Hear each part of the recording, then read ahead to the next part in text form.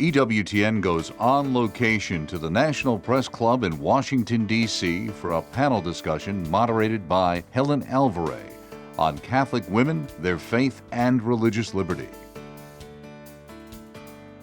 My name is Helen Alvaré. I'm an editor and co-author of our book, which I almost forgot to bring. I have it everywhere except my briefcase. Breaking Through Catholic Women Speak for Themselves, which is published by Our Sunday Visitor. And I'm here with three of my fellow co-authors. I am very happy to talk about this book to as many audiences as possible, because the point of the book was to get and keep a dialogue going, right? The dialogue started rather abruptly and in a manner I would not have preferred, when various federal government officials began to suggest strongly that Catholic teachings, the Catholic faith, in particular anything it had to say with respect to women, was inhospitable to women's freedom. And within the past year, it's been national news. We've all witnessed, for instance, statements by Congresswoman Pelosi that Catholics have this conscience thing which would leave women to die on the floor. We've had the head of the Department of Health and Human Services in the United States, Kathleen Sebelius, assert essentially that people who will not go along with the U.S. government funding abortion providers, or with what they call a preventive services mandate that covers not only contraception but also drugs that can act as early abortifacients, were essentially waging a war on women. This has become a gigantic talking point and theme in political season. Again, it's not the way I would have provoked it, but we've seen that the tone and the substance, the war on women, has become a big feature of electoral tactics in the presidential campaign. It was granted a great deal of attention at the DNC convention. And I don't know how many of you have been the recipients of this wide variety of mailers in the presidential campaign. I know Virginia's been flooded with them, essentially claiming that to be a conscientious objector to the preventive services mandate is equivalent to waging a war on women's freedom. It's well known that Catholic teaching, which raises the most powerful points regarding how women and men and families and society fare in an environment where sex and commitment, sex and new life, are completely separate in people's minds, and that sex is cheapened when women, particularly vulnerable women, participate in the new sex and mating markets made possible by sort of government-promoted large contraception programs. It's well known that the Catholic Church has been one of the most intellectually engaged and visible voices against this kind of program. It should also be noted that this is a really new state of affairs. When I, as you might say, got started dealing with the abortion issue in the United States, the only people who were claiming that the church, and targeting the church in particular as an enemy of women's freedom, were the most extreme abortion advocacy organizations. Anyone who's ever looked at some of the writings of Bernard Nathanson, who became an abortionist before he changed his mind, and who was one of the founders of what is now the National Abortion Rights Action League, in his memoir refers to the decision by himself and Larry Lader explicitly to target the Catholic Church as the enemy of the message they were putting out, as a way of getting traction for his group. So when I started out, it was very common to see the Catholic faith isolated as the enemy of women's freedom, but it was being done by very extreme abortion advocacy groups. What is new today is now that it's our own government who has, without stating it in so many words, essentially claimed that it is the teachings espoused by the Catholic faith about human sexuality, about marriage, about what women's freedom really is. It is the government itself that is suggesting that our Catholic faith is the enemy of women and women's freedom. I therefore felt provoked to respond to this. The most immediate provocation was that February 16th hearing that was held before the House Oversight Committee. While there were women on one of the panels before that committee, the cry went up by several members of Congress and was then picked up by most of the leading media. Where are the women? They are not speaking for religious freedom or for a different view of the meaning of women's freedom. And it went around the press in a heartbeat as if women really didn't care for religious freedom. Women simply weren't interested in preserving religious freedom. Or if they did have an interest in women's freedom, it was completely trumped by their interest in free birth control handed out at the expense of the conscience of religious institutions. At the same time, I was thinking about this and concluding first that I did believe we have an excellent winning case under both the First Amendment and the Religious Freedom Restoration Act. It occurred to me that there was something additional that I might do, and that I knew an awful lot of other women who would be part of this, which is to say, yes, we deserve exemptions from laws that claim to be promoting freedom by promoting yet another government contraception and early abortion program, but I'd really like to show the public that there is freedom in the content of what it is we stand for in the first place. In other words, I would never just be satisfied with gaining exemptions that we were entitled to by law, but rather wanted to show the public, and not just Catholics, and not even just, the intellectual or the media strata of the public, that there is real freedom in the way that the Catholic faith and the natural law that is its natural partner deals with questions about human sexuality and women's freedom. Thus this book. The book is not theoretical. It uses women's stories so that women's life experiences themselves break through caricatures of Catholic ways of life and Catholic teachings. It shows, not just tells, what I believe is the Achilles heel of a media-supported notion about what women really want. And that notion is that women want a life which is individualistic, materialistic, self-maximizing, without relationships which make demands on us, without relationships which call us to love and sacrifice. I wanted to show how this false notion has lost contact with the reality of women's lives. In fact, when they try and live it out, they feel alienated from their own freedom, their own happiness. But when women, on the other hand, go seeking for timeless truths, such as those that have been preserved in Catholic and natural law teaching about human sexuality and women, when they feel and are called to and live out lives that first and foremost are about relationship, loving service, to care for the vulnerable, for a way of life in which our bodies, our souls, our minds, and hearts are actually all taken seriously and taken seriously together in an integrated way, then we actually find the answers we crave. So this book tries to show that the culture can try to deny these cravings legally, in the media, in the entertainment industry. It can try and silence their expression, but neither strategy really assists women's freedom. So this is the message of the book. We hope to convey it beyond a religious ghetto and beyond, even women who are members of the media elite or the intellectual elite, to women generally. This book was intended as a service to women of faith, but to women generally, who I hope can relate to our stories about common troubles and common questions and common paths that women face. So with that, I'm going to introduce to you Marie Anderson, who is our doctor who wrote the chapter on contraception, Mary Hallan, who will speak next, who is an attorney who wrote the chapter on materialism, Kim Daniels, also an attorney and a leader in Catholic Voices in the United States, who is also an attorney who wrote the book about women in community, wrote the chapter on women in community. So I'll turn it over to Marie. Each of us then will speak for about 5 minutes, and then we'll turn it over to you for any questions or comments. Thank you.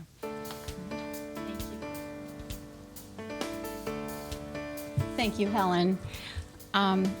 As Helen mentioned, I wrote the chapter on contraception, Wrestling with Reality. And I'd like to, because to me, that's a captivating thought, very thought-provoking. And I finally realized after writing the chapter and experiencing the life that led to the chapter that breaking through is exactly what I had to do on multiple occasions in my own faith journey. I was a fallen away Catholic, and I rediscovered living my faith, and in the process becoming free and actually finding peace, which I had not experienced for quite some time.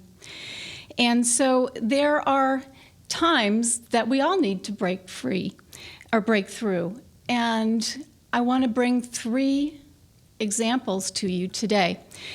The first area where I think we need to at least consider to break through is the obvious restrictions that the HHS mandate is attempting to place on us.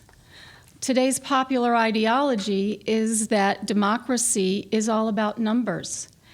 Somehow the truth has become a function of the will of the majority. Take a vote and tell me how to practice my faith.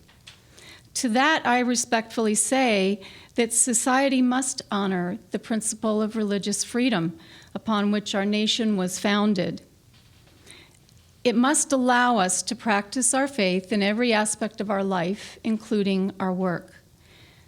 And we also need to realize that people are different. And there are people in this society that want to be cared for by a doctor who has like-mindedness. And I want to be that doctor for the patients who feel called to come to me.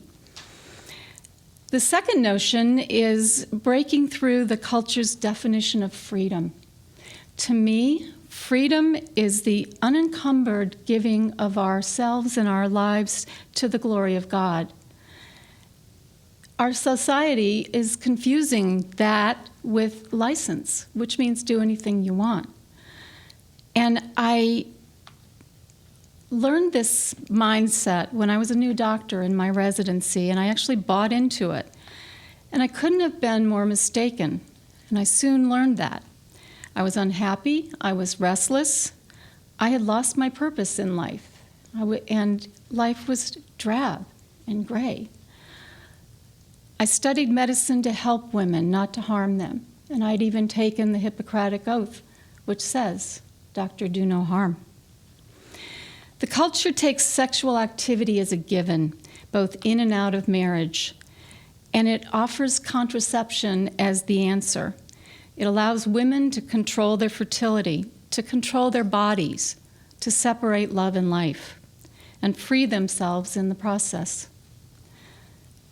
I saw in my practice, though, the unintended consequences of those beliefs, the devastating effects, the sexually transmitted diseases, the broken bodies, the chronic pelvic pain, the infertility, the abnormal pap smears, the broken relationships and families. I saw all of it. I saw the broken hearts that couldn't heal. I realized that women were helping to break their own hearts, and that was probably the hardest thing to wrap myself around. They had allowed themselves to become objects to be used rather than women to be loved. They used contraception to compete in the workplace, to tailor their lives so they wouldn't be interrupted for something so inconvenient as a new life. As a result, they gave up their God-given gift of partaking in a miracle. And they were unfulfilled, mainly because they weren't who they were supposed to be. That was a huge realization for me, and it changed my life.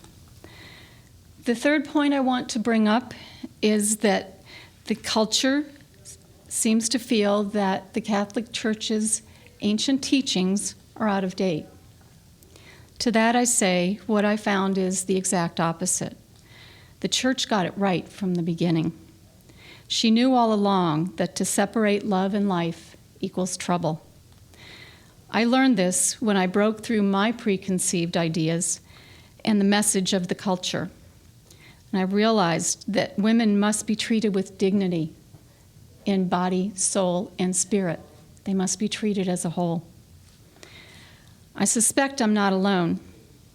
My advice is to break through whatever barriers you have so that you can find the truth. and then do whatever it takes to live it in every aspect of your life, including in your work. Thank you.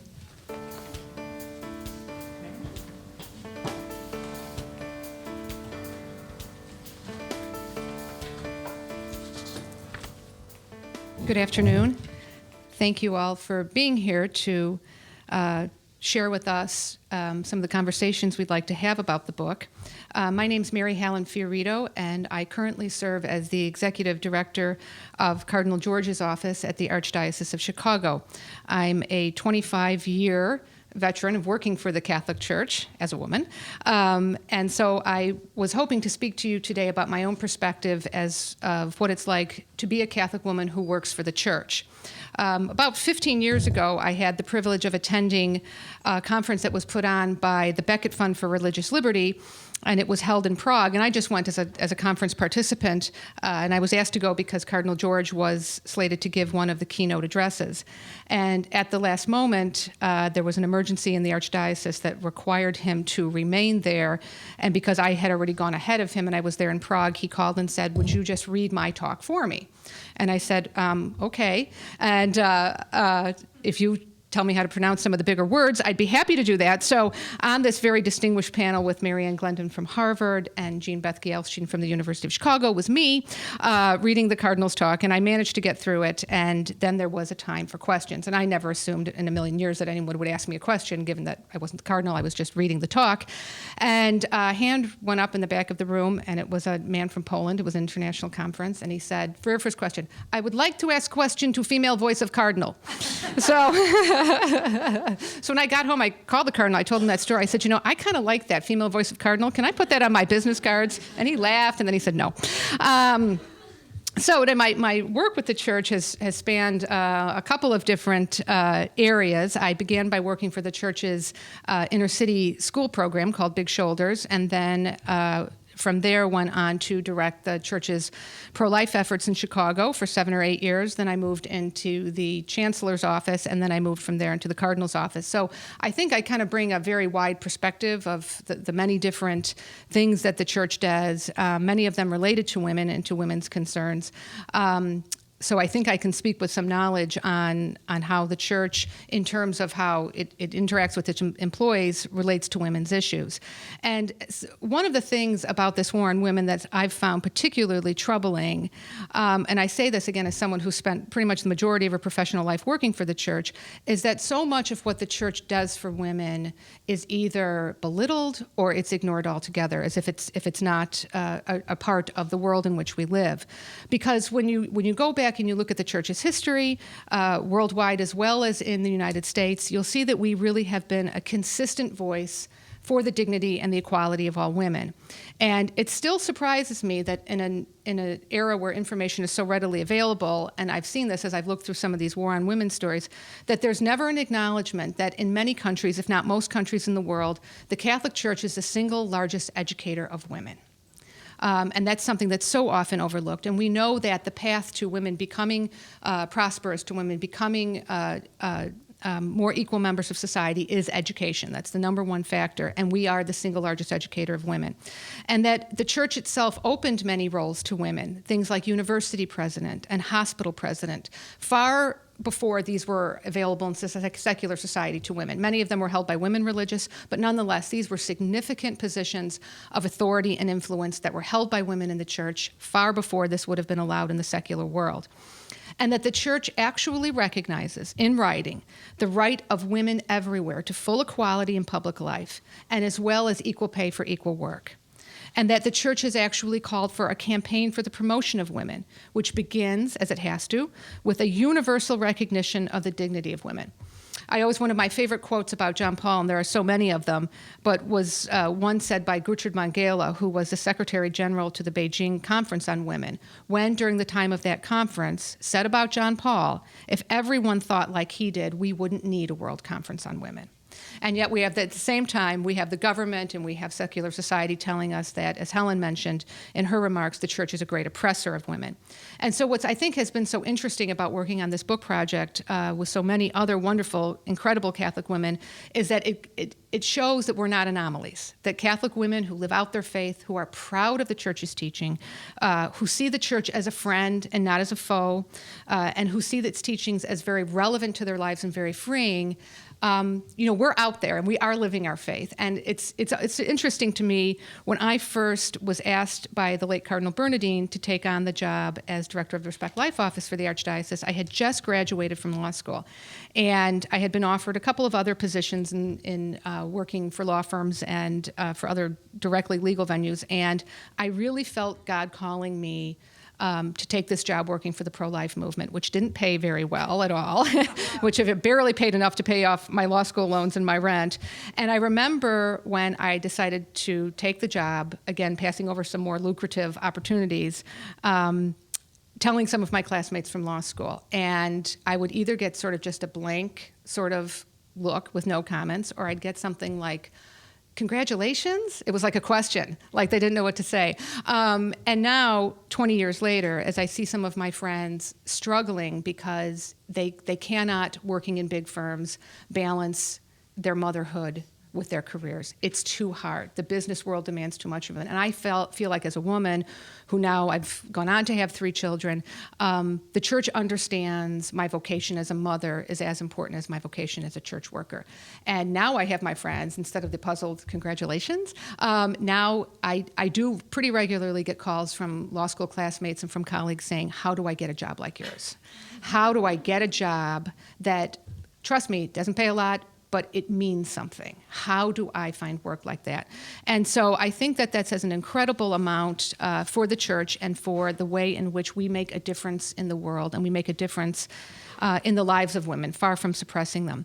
Because really, when you look at society, we live in a lay society. We don't live in a society run by bishops. We live in a society that's governed by lay people and elected by lay people, and therefore it's lay women in particular who are making a difference. And my own experience in the church has been so vastly different from what's being portrayed in the media, and that's why I was so thrilled to be part of this book, and afterwards would be happy to take any of the questions that you might have relative to women working for the church. Thank you.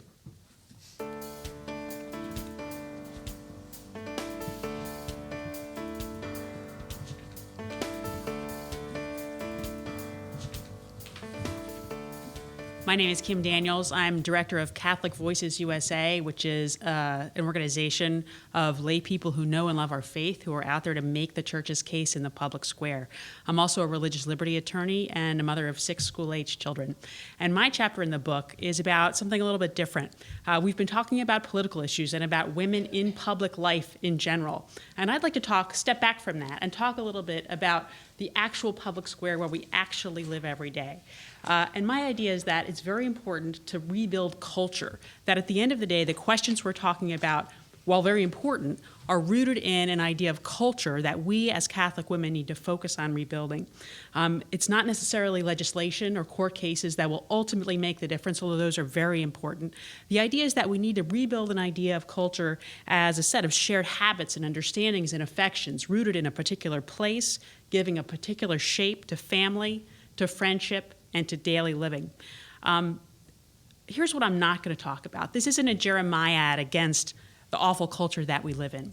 We all know the problems we face. We know about consumerism. We know about transience. We know about the coarseness that emanates from every screen we look at every day.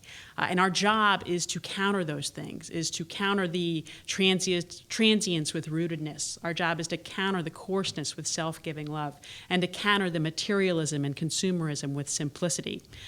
So it's not a Jeremiad. It's also not nostalgic. We're not here to talk about reclaiming some bygone culture of American Catholic life in the 1950s or something like that. It's not about looking backward. It's about looking forward. It's about looking at the time and place when we're in and bringing Catholic resources to bear on that. And finally, it's not a cult of domesticity. In other words, I'm not here to say that every woman should be out tending home and hearth and forsaking their professional world. You can see the women here on the panel, and myself as well. We've all found different ways of combining professional work and home life. And it's not to say that full-time work at home, full-time caring for a family isn't important, and it's not to say that full-time professional work isn't another valid way of approaching these issues. It's to say that in our daily lives, we all come to a prudential understanding of the best way for us to engage the particular culture that we live in ourselves. So here's what it is. It's a call to rebuild this everyday culture. And that means not just pop culture. It's not replacing 2.5 Men with Narnia, more Narnia or whatever. It's also not just high culture. We can wish for more Flannery O'Connors all we want. But at the end of the day, it's about everyday culture. Because where those Flannery O'Connors come from and where those Narnia movies come from are from a rich and rooted everyday culture.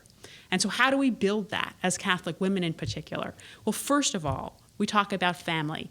And while I said that we all certainly have different arrangements in how we structure our family, and this is not just about one kind of family, at the same time, we have to recognize that the family is the domestic church, whatever it looks like, and that we have a responsibility there to focus on the habits and affections and understandings that can rebuild a culture, that can point people towards truth and beauty and goodness. Secondly, we talk about rootedness, and I think the Catholic Church brings a great tradition here of the parish, of rooting yourself in a particular parish. And that is something fundamental, a resource that we can bring towards building a culture if we would choose to stay in a particular place, to root ourselves around particular people, and thus to build something that is valid and something that will last. Finally, friendship. One of my greatest, my favorite understandings of the Catholic Church comes from Hilaire Belloc, and he said, "Wherever the Catholic sun does shine, there's laughter and dancing and good red wine." And I think that it's really important for us to understand as Catholics that friendship is vital to our witness, and it's vital to rebuilding a culture. And that means building the sort of culture of hospitality that we can be so good at if we desire it. This is the kind of witness that a renewed and rooted Catholic culture can bring. Sometimes women are slighted when they talk about this. We're made to feel like it's less important, that we should be out there achieving in the professional world. And of course, that's very important. I spend most of my day talking about the HHS mandate and writing about it and thinking about it and speaking about it. And I think it's vital. But at the end of the day, I think that the more important work is the work we all do at home, whatever our homes look like, among our friends, in our neighborhoods, in our parishes, to rebuild the kind of Catholic culture that will be a springboard for the kind of values and the kind of beliefs that we cherish. Thank you.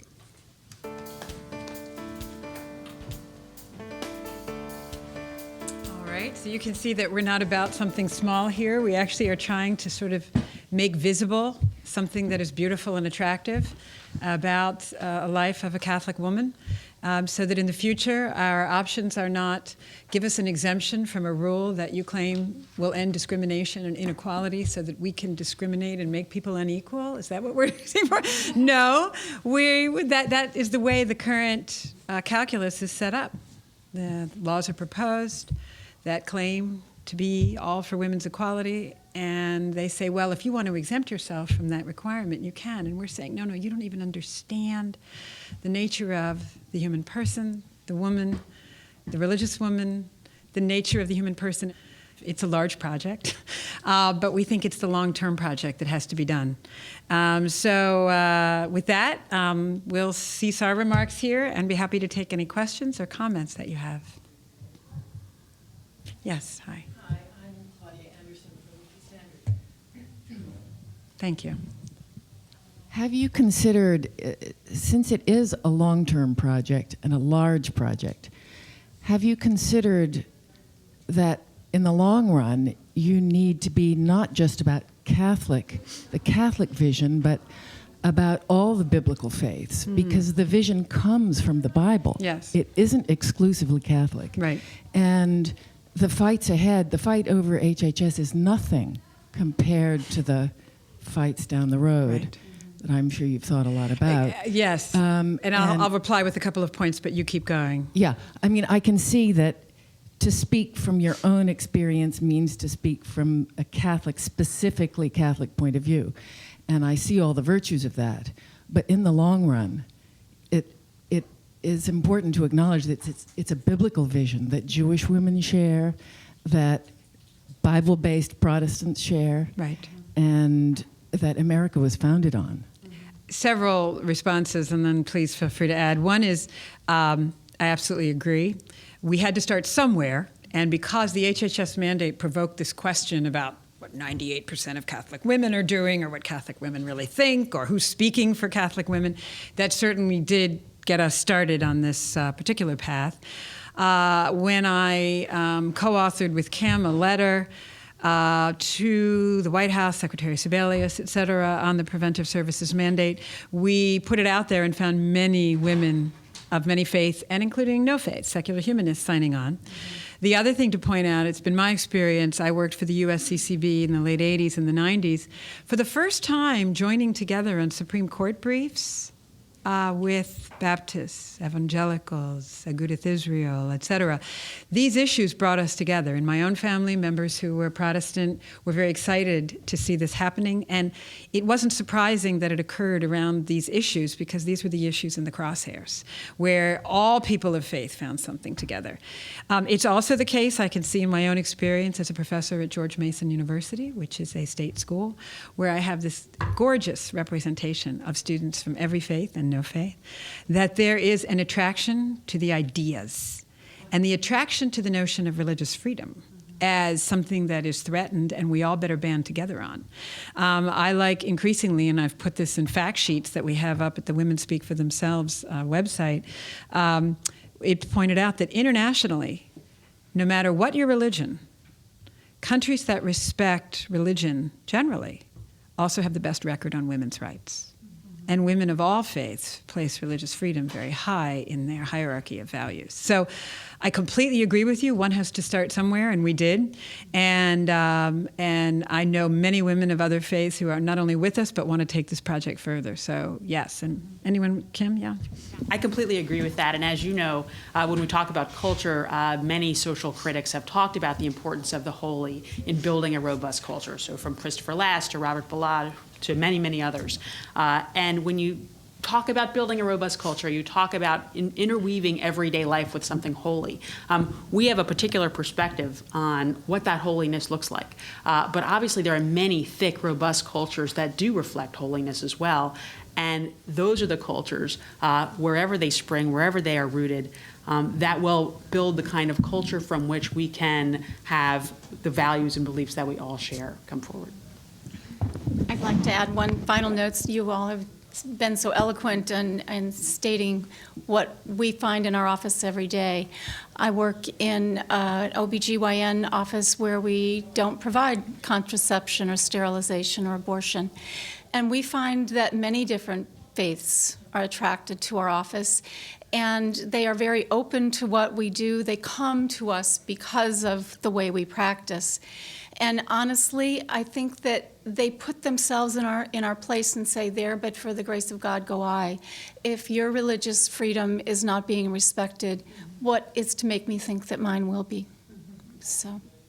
And I find, too, that sort of the silver lining in this HHS mandate cloud, if you will, is it's made Catholic people much more aware of other threats to religious liberty that have been going on for years. And my evangelical friends, as I start to talk about this, they'll be like, where have you been for the last 20 years? That's been much more on their radar screen than it is, because we were the I don't know what you call it, the big elephant in the room that no one would ever touch. And now that they've come for us, all of a sudden we're aware of it.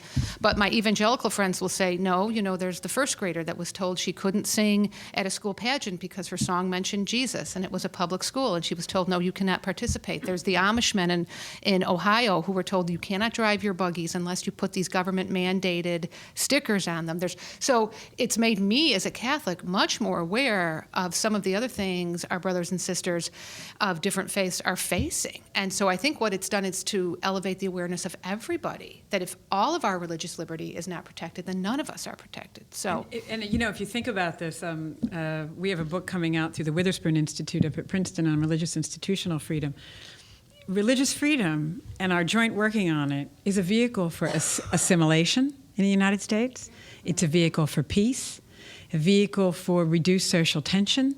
It's been part of our beautiful strength. I think this is, I say to my kids sometimes when they see me weeping in the street corner, they're like, okay, what is it now? And I'm like, look, there is a Sikh, There is a Jewish person in a yarmulke. There is someone who is probably a Christian, and we're all together on this street in America, and you don't really understand how gorgeous that is until you think about it. And it's a vehicle for peace, what we're trying to do here. And one of the articles that's coming out in this Witherspoon book by a marvelous writer, Alan Hertzky, points out the empirical data showing social progress when religious freedom is respected for women and for the society generally.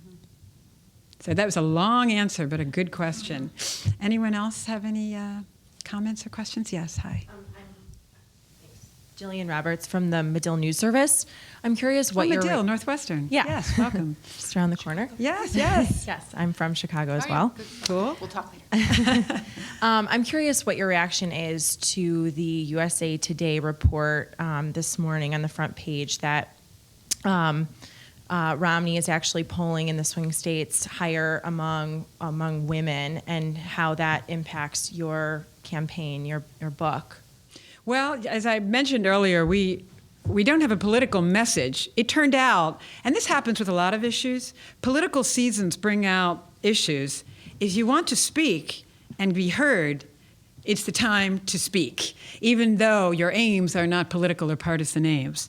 So that's the first point. Second, in my heart and in the polls that I've read since the 80s, I always knew that women would not be attracted to such a narrow message on women's freedom as abortion and subsidized contraception equals your freedom.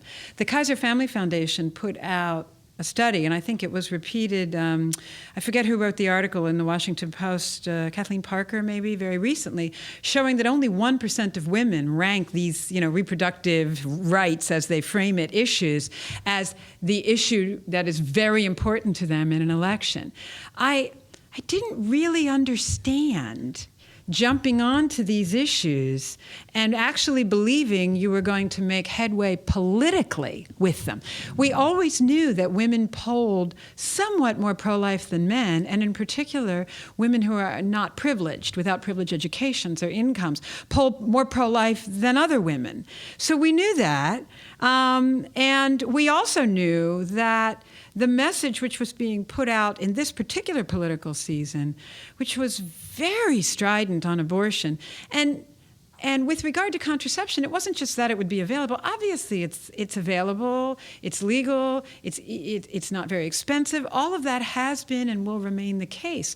But the question of tying particular sort of sexual way of life to women's freedom, I feel good that I'm being vindicated that this isn't a slam dunk for swaying women. I never thought it would, and I don't know why anyone thought it would, based on decades of women's polling in this area. It was very confusing to me. But on the other hand, maybe the idea was, and I'm not a political scriptwriter, that you need to make a message narrow, right? That simple messages work, and that the idea that someone was standing for a free service for women that had been labeled freedom would do the trick. And I have to say I'm really relieved that my intuitions are proving out in that. Yeah, I thought it was so interesting that at the Democratic Convention there seemed to be such an emphasis on abortion all through the convention, to the point of exclusion of other issues, I think, that are so critical to women. And, not that this is the great scientific source to go to, but even when Ms. Magazine surveyed all of its readers and said to them, what are the issues most important to you? Guess what was number one? What I spoke about, balancing work and family. That's really the thing that's on all of my friends' minds, is how do you make this work? How do you pay for tuition and your food bill and your gas bill, and try to give some semblance of normalcy and stability to your children, and spend time with your husband and make it all work in this economy? How do you do that? Keeping abortion legal was last on the list. But what seems to me to have been done at the Democratic Convention is they took the last thing and they made it the first thing, and they took the first thing and it was way down there somewhere. So again, I'm not making any kind of political statement. This is not an endorsement or disparagement of any particular candidate. It's just looking at the issues themselves and seeing where the emphasis was put. I think that was a miscalculation. And real quickly, I think it just needs to be said how patronizing it is to assume that women are going to trade away a belief in religious liberty for the promise of free birth control. Yes. Julianne Dudley from Weekly Standard. I have a question, I guess, for Mary. I'm curious what you think about the way in which women are involved in the actual administration of the Catholic Church, specifically religious women, and whether or not you think that there's more the Church could be doing structurally to allow women to have a voice that's more representative of the faith as an institution. Mm-hmm.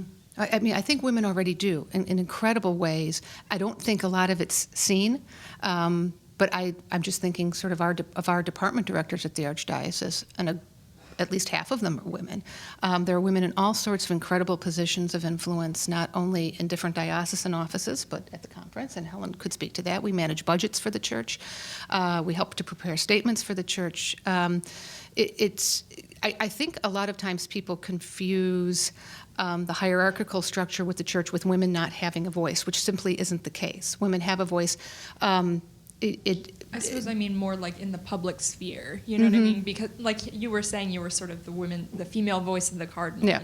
And, you know, what we hear coming out, especially with the HHS mandate, is the voices of the cardinals and the Right, conference right. of bishops and all that kind of stuff. Yeah. And is there a way that, you know, for the greater public, Right. there could be more of a public image of... You know, see, this is one of these weird catch-22s. When the bishops speak, then sometimes you'll see people, why aren't the women speaking? And then when the women speak, you see people saying, well, where are the bishops? Why are the bishops hiding behind these women? So it's like you can't win. I got a lot of that, No, yes. I know. So you can't win for losing. So I don't know if like every bishop has to have a woman, and then you get criticism of that, like standing alongside them. So I don't know, you know, how you get that message across without one side either thinking another side's being slighted. It's a very sort of difficult thing to do. I mean, the very fact that you asked the question, you know, I've looked at some of the, you know, like incredible things the Women Speak for Themselves project, things that lay people have, you know, sort of generically and organically come up with on their own, but then those are dismissed sometimes as being like tools of the bishop, secret tools of the bishop. So I don't know. It's one of those things I find it hard to articulate a response to you that might give you a clear answer to that, because you can, you know, what's been really helpful, I think, are some of the female university presidents who've spoken out against the mandate. In particular, we have one, actually, Rosalie Marinda. Yeah. I don't know if you've ever seen her at work. She's amazing. She's president of Newman University, which is a Catholic university in Philadelphia, who was one of the earliest signers on it. And she's just a good example to me. On the one hand, when you're here in Washington, you're going to have the official statements from the USCCB, you're going to have USCCB asked to testify and so forth. And so that's what you're going to see covered a great deal. On the other hand, if you go to every other city and town in the country, and I know Kim and I have done testimony for various things. Mary, you probably testified in front of the Illinois Senate. Maria, I don't know if you're a testimony lady too, but not yet. Okay, well, your day is coming. Where in terms of policy for Catholic universities or Catholic schools, policies in connection with particular Catholic hospitals, definitely Catholic education at the elementary and high school level. There is an active shaping and management of what the church looks like lived out in these communities, and then there's the Catholic involvement in the parishes. Mm-hmm. The question of official statements of the church, I mean, when I was at the Bishops' Conference for a total of 13 years, you know, my name was on the amicus briefs at the U.S. Supreme Court, and I think sometimes it would have terrorized many of the Catholics in the pews if they knew how little some things got vetted before they were said publicly. Why? Because I was steeped in the church at that point. I will be working with the church at the United Nations and others here as well, pretty much based on our own expertise as lawyers, as historians, as doctors. These things are not generally reported upon. I know our answer is diffuse, but it's kind of the question of what the standard is for women having a role, or what the standard is for how that would be sufficiently visible is rather diffuse. So I'm trying to sort of say, whatever the standard is you have in mind, probably we're approaching that. But you will not see in Washington the press seeking official opinions about things from like a woman who's the president of a college who doesn't happen to be here in D.C. And not that year president of the American Association of Catholic Universities. So, any other questions? Okay. We are where we are. I'm at George Mason University. Mary is at the Archdiocese of Chicago. Marie is at Tepeyac Center. She has cards. Kim is at Catholic Voices. In case you wanted to follow up with any of us, we'd be happy. Thank you so much. Thank you. As part of this special EWTN On Location, we're pleased to bring you an encore of Raymond Arroyo's exclusive interview with Helen Alvaré, editor of the new book, Breaking Through, Catholic Women Speak for Themselves.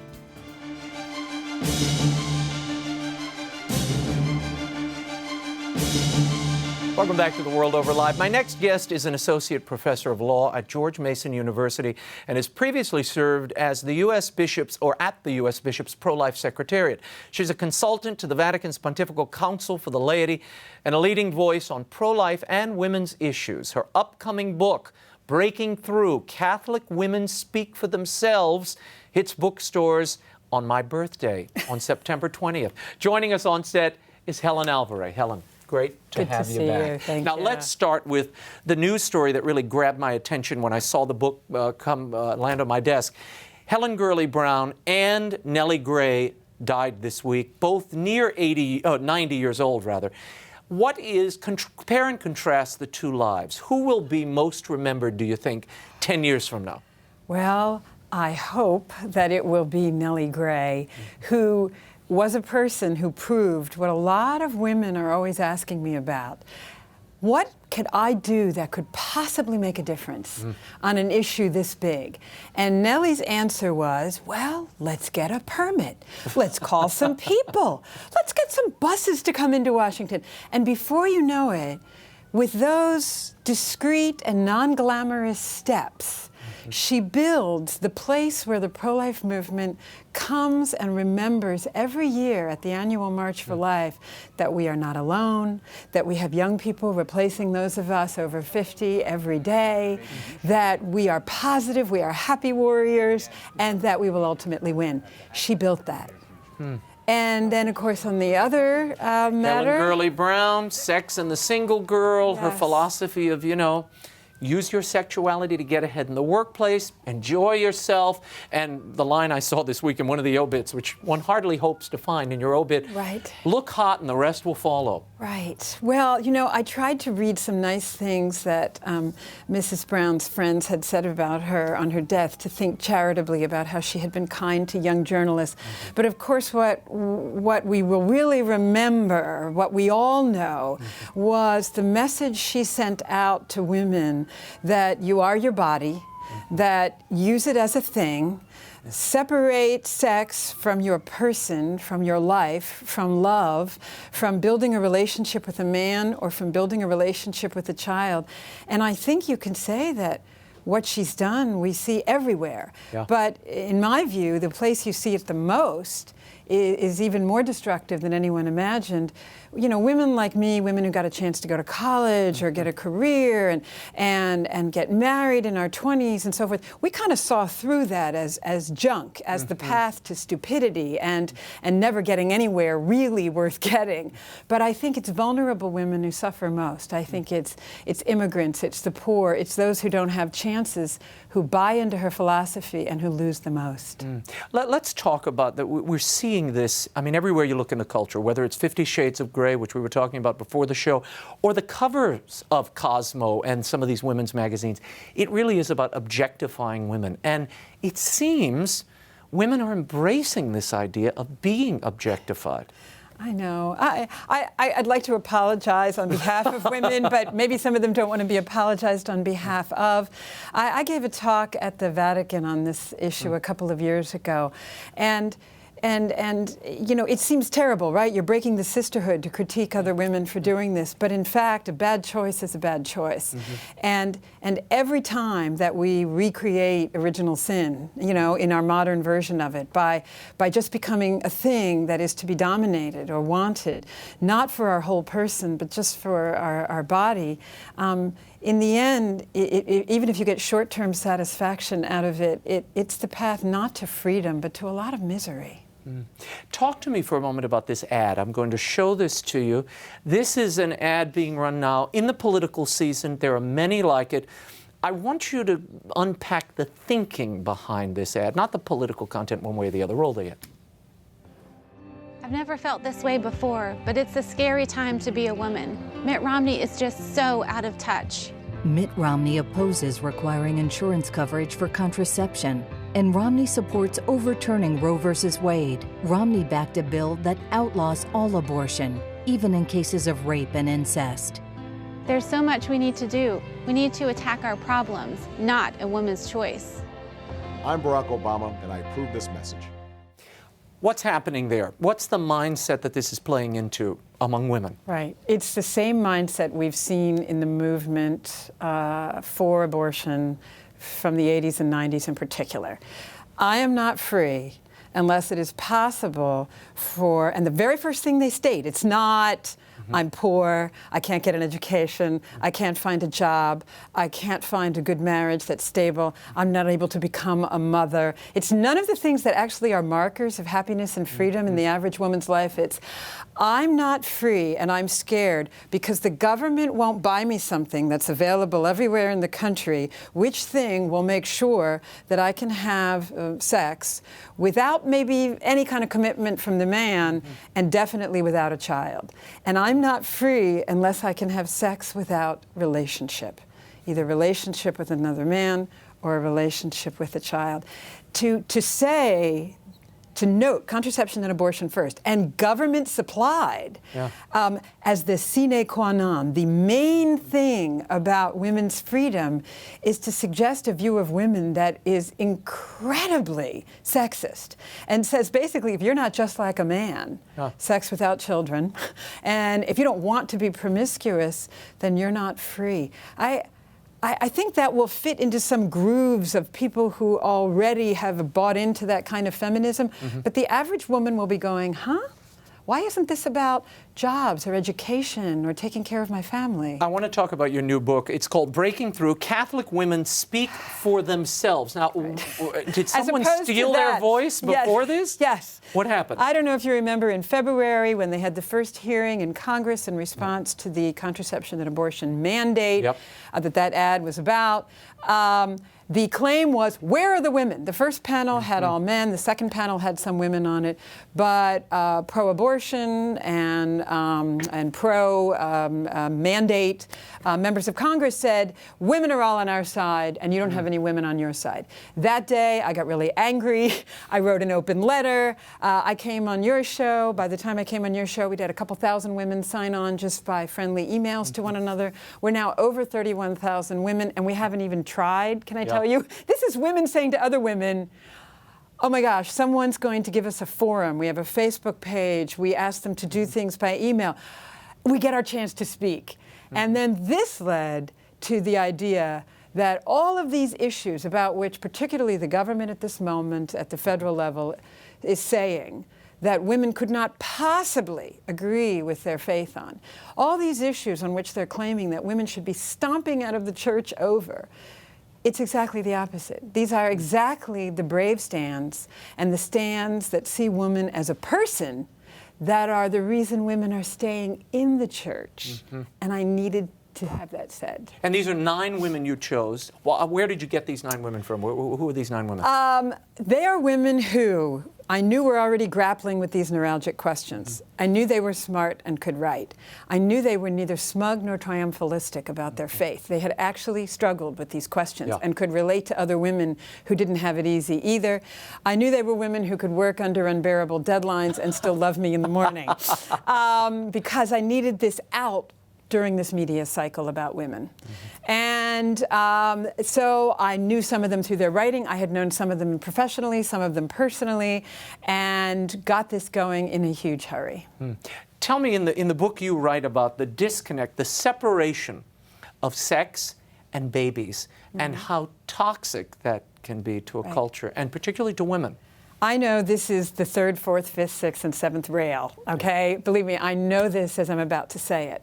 But at a certain age, having been in this struggle over the meaning of human sexuality, welcoming children or not, etc., abortion, contraception, I have come to understand that there's sort of a centerpiece of a problematic understanding about women and about human sexuality and family and marriage is the complete disconnecting of the fact of sex from the fact that this is where God chose to put procreation. Yeah. There are many other stunning things about human sexuality, but God could have put childbearing anywhere. Anywhere. In his creative possibility, he could have made it a commercial enterprise. He could have made it something that grows on trees. He put it in the relationship between a man and a woman that we understand to be incredibly self-revealing, very personal, intimate, can be embarrassing. He put it there. What does that mean? All of these claims that women are only free when this connection is broken, when you say, unprotected sex makes babies. In other words, a failure of technology, ooh, that'll get you a baby. Versus this personal exchange of intimate affection that between a man and a woman that leads to a child that has to be associated with commitment in order for that child to flourish, that connection can't be broken. And so much flows out of it when you do. And I realize the church gets hung on this, on the cross, constantly to say, we want sex to be completely about producing children. Everything else, forget that there's any fun, forget there's love. That's not what I'm saying. I'm saying when you split it, there's harm. There's harm. We only have a minute or two. Talk to me about, you have a chapter in here called The Fear of Children, that people actually are repelled, frightened by the idea of having children, and what that does to relationships, self-image, and the family and society at large. I thought it would break the ice if I wrote that chapter, which I did, and made it the opening chapter, because so many young women ask me about that when I speak. I think it is a huge fear among women who are afraid that it will break into the empowerment they're being offered. It will make their careers impossible. It will limit them. And I needed to tell them that I completely understood, because I had felt the same way. But I needed to tell them how, when you break through, as the book is titled, to understanding the gift that that kind of love is, that there is more gift than there is taking away. And I get asked by young women everywhere I go, and I thought that chapter would break the ice. Yeah, well, the self-sacrifice part of that it's only in that giving, when you're in that family setting, that you really discover who you are, who you were meant to be, and come into your own. And so many people have talked themselves out of that. Women, perversely enough, have now become like adolescent boys. How did that happen? How did that happen? It's, again, speaking, I'm trying not to speak for all women. And I know I'm demeaning young adolescent boys. Right, yes, but well, at least we're not playing video games, right? But it is the case that they actually did nearly drown in the messages coming from every single elite organ, the academy, the media, the entertainment industry. Some religions were saying this. So it was very, very difficult for them to come to understand what seems to be counterintuitive, which is only in giving and in loving and in opening to relationship do they thrive. Helen Alvaré, thank you for being here. Thank you. Come back soon. You can still read that open letter that Helen referenced by going to womenspeakforthemselves.com. And the book, Breaking Through, Women Speak for Themselves, is available on September 20th from the EWTN Religious Catalog.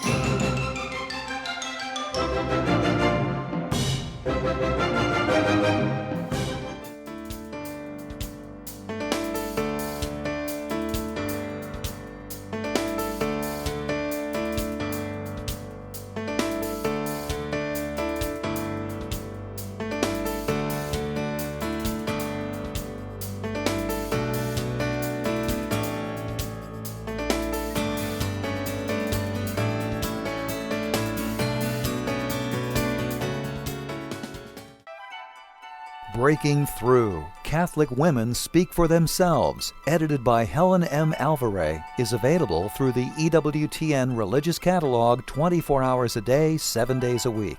To get your copy of Breaking Through, Catholic Women Speak for Themselves, log on to our website, EWTNReligiousCatalog.com, or call 1-800-854-6316.